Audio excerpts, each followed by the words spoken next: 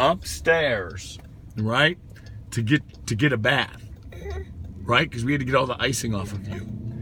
And after they had gotten all the icing off of you, they brought you down. Oh, you were so fresh and so clean. And guess what time it was? It was time to open presents. Yeah, it was time to open presents. So we were out there on the deck, and we got a nice blanket out on the deck, and we had all your toys lined up in your red wagon.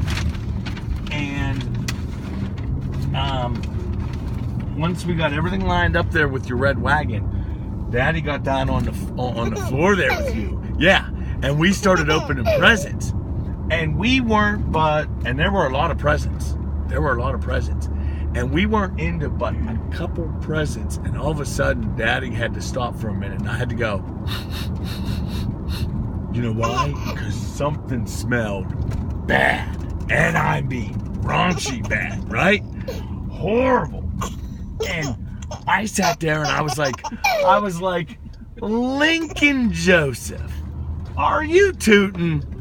Are you tooting while you're opening presents? Because, hey, you know what? Oh, it smelled bad. I mean, it was, really bad. Terrible. It was horrible smelling. And all the time throughout opening up your presents, all Daddy kept smelling as I was catching whiff of these nasty farts, right? These nasty stinkers. And I was like, man, am I sitting downwind or what? So at one point in time, I had to pick you up, and I had to sniff your behind. But every time I sniffed it, guess what? It smelled clean. It was like so fresh and so clean. Well, you know what ended up happening? You want to know what happened? Come to find out, it was your great-grandpa that was actually doing the tuning. And we both were sitting downwind from him because it was terrible. It was terrible. So again, it's one of these stories that at